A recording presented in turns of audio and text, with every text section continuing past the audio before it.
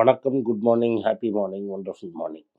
இன்னைக்கு உங்கள்கிட்ட திரும்பி அதே டாபிக்ல பேசலாம்னு நினச்சேன். இத்தனை நேரம் நீங்கள் எப்படி சேர்க்கணும், எப்படி ஃபியர் அவாய்ட் பண்ணணும், என்னெல்லாம் இமோஷ்னல் ஸ்டெப்ஸ் எடுக்கணுங்கிறத பற்றி இத்தனை நாள் உங்களுக்கு லெக்சர் கொடுத்துட்டு இருந்தேன். இன்னைக்கு the other side of the equation வரலாம். 2 சைட் ஆஃப் தி ஈக்குவேஷன் இருக்குது.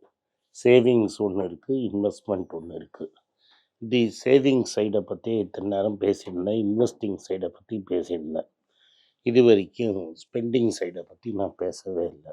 ஸ்பெண்டிங்கிறது ரொம்ப இம்பார்ட்டண்ட்டு.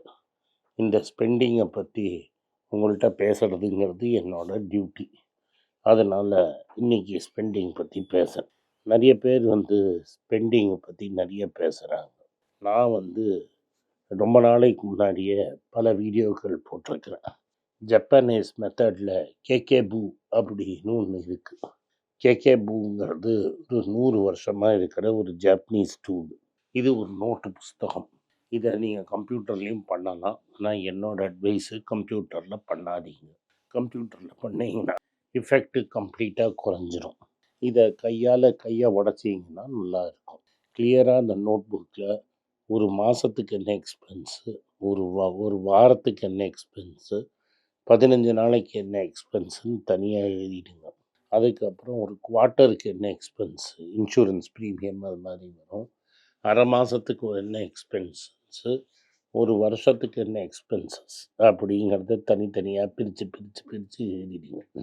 ஸோ இது உங்கள் பட்ஜெட் மாதிரி. இப்போ அம்மையார் ஒரு பட்ஜெட் போட்டாங்க. அது மாதிரி பக்காவாக பட்ஜெட் பண்ணிட்டீங்கன்னா நீங்கள் என்ன செலவு பண்ண போகிறீங்கிறது உங்களுக்கு கிளியராக ஒரு ஐடியா கிடைக்கும். அந்த ஐடியா கிளியராக கிடைச்சப்புறம் அதை நீங்கள் ஈஸியாக மேனேஜ் பண்ண முடியும். இது ஏன் இம்பார்ட்டண்ட்டுனா, it is called as conscious spending. அதாவது உங்களுக்கு நீங்கள் என்ன பண்ணுறீங்கிறது தெளிவாக தெரியும். முக்கால்வாசி நேரத்தில் என்ன ஆகும்னா, நம்ம அப்படியே ஸ்பெண்ட் பண்ணுறதே நம்மளுக்கு தெரியாது. அதனால் அக்கௌண்ட்லேருந்து பணம் போகிறதே தெரியாது. முன்னையாவது நோட்டை நீங்கள் எண்ணி எடுத்து வைக்கணும், கை வலிக்கும். ஏன்னா நோட்டு போகிறது கையை விட்டு உங்களுக்கு தெரியும். ஒரு வாட்டி நான் ட்ரெயினில் போயின்னு இருந்தேன். என் நீஸ், சாஸ்வத்தோட அக்காவுக்கு ஒரு 6-7 வயசு இருந்திருக்கும், மேக்ஸிமம் 8 வயசு இருந்திருக்கும். அந்த ட்ரெயினில் போகிறதெல்லாம் நான் அவளுக்கு வாங்கி கொடுத்துட்டு இருந்தேன். அந்த காலத்தில் 20 வருஷத்துக்கு முன்னாடி பிருந்தாவனும் லால்பாகும் தான் பெரிய ட்ரெயின். சதாப்தி ஜஸ்ட் இன்ட்ரடியூஸ் பண்ணாங்கன்னு நினைக்கிறேன், இல்லை பண்ணலைன்னு தெரில. பட் இந்த லால்பாகையோ பிருந்தாவன்லையோ வரது போகிறதெல்லாம் கை நீட்டினா வாங்கிட்டே இருந்தோம்.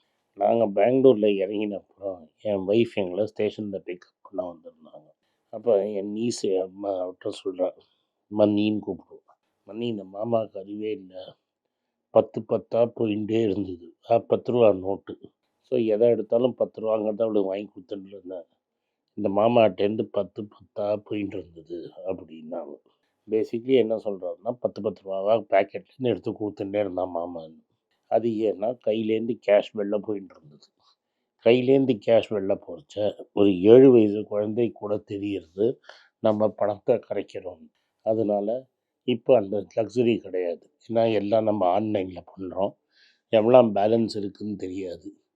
கம்ப்யூட்டர் இனிமேல் பேலன்ஸ் இல்லைங்கிற வரைக்கும் நம்ம ட்ரான்ஸ்ஃபர் பண்ணிகிட்டே இருப்போம், இல்லை பிளாஸ்டிக் கார்டில் தேய்ப்போம்.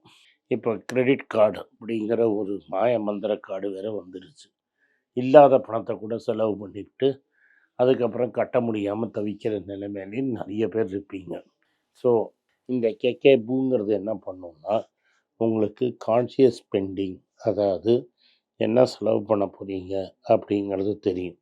ஒரு ஞாயிற்றுக்கிழமையும் அந்த கேகேபுவில் நீங்கள் என்ன பட்ஜெட் பண்ணியிருக்கீங்க, ஆக்சுவலாக என்ன செலவு பண்ணியிருக்கீங்க, நீங்கள் பணத்தை எக்ஸ்ட்ராவாக செலவு பண்ணியிருக்கீங்களா, இல்லை ஒரு சர்ப்ளஸில் இருக்கீங்களா அப்படின்னு தெரியும். ஸோ வாரத்துக்கு ஒரு வாட்டி கணக்கு எடுக்கிறச்ச நீங்கள் கம்மியாக இருந்தீங்கன்னா உங்களுக்கு ரொம்ப சந்தோஷமாக இருக்கும். ஐயா, நம்ம ஒரு 10 பைசா 20 பைசா சேர்த்துட்டோம், ஒரு 100 ரூபா சேர்த்துட்டோம், 200 ரூபா சேர்த்துட்டோம் அப்படிங்கிற சந்தோஷம் உங்களை தொடும். அதே 10 ரூபா தூக்கி எக்ஸ்ட்ரா போயிடுச்சுன்னா அடுத்த வாரம் அந்த 10 ரூபாவை எங்கே பிடிக்கணும், இந்த 100 ரூபாவை எங்கே பிடிக்கணும் அப்படின்னு தேடுவீங்க. இதை தான் நம்ம கான்ஷியஸ் ஸ்பெண்டிங்கிறோம். வாரத்துக்கு ஒரு வாட்டி ரிவ்யூ பண்ணோம்னா நம்ம கேர்ஃபுல்லாக இருப்போம். அப்போ லீவுக்கு போகிறதுக்கு கூட நம்ம கரெக்டாக பட்ஜெட் பண்ணியிருப்போம். ஒன்றொன்றையும் வாங்கிறது கூட கணக்கு எடுத்து பார்ப்போம். இது ரொம்ப முக்கியம். ஸோ இதை ஆடிட் பண்ணுறச்ச உங்களுக்கு நீங்கள் என்ன பண்ணுறீங்கங்கிறது தெளிவாக புரியும். ஸோ பணங்கிறது is a tool for happiness but not stress. அதனால் ஸ்ட்ரெஸ் எப்போ வரும்? நம்மளுக்கு பற்றாக்குறை இருந்ததுன்னா. பற்றாக்குறையே இல்லாமல் நீங்கள் மேனேஜ் பண்ணிட்டீங்கன்னா உங்களுக்கு ஸ்ட்ரெஸ்ஸுக்கு வாய்ப்பே இல்லைன்னொன்னே உங்கள் லைஃபு பெட்டராக இருக்கும். அதனால் நீங்கள் இந்த கான்ஷியஸ் ஸ்பெண்ட் பண்ணுங்கிறது என்னோட வேண்டுகோள், அட்வைஸ், என்ன வேணால் நீங்கள் நினைங்க. இது மாதிரி பண்ணிங்கன்னா உங்களுக்கு கேர்ஃபுல்லாக இருக்கும். அடுத்தது, உங்களுக்கு எதில் இஷ்டம் இருக்கோ அதில் எக்ஸ்ட்ராவகண்ட்டாக ஸ்பெண்ட் பண்ணுங்க. உங்களுக்கு எதில் இஷ்டம் இல்லையோ ரூத்லெஸ்ஸாக கட் பண்ணுங்க. முக்கால்வாசி நேரம் நம்ம என்ன பண்ணுவோம், நம்மகிட்ட பணம் இருக்குன்னா அன்கான்ஷியஸாக அந்த பொருள் தேவை இருக்கோ இல்லையோ இஷ்டத்துக்கு நம்ம வாங்கிகிட்டே இருப்போம்.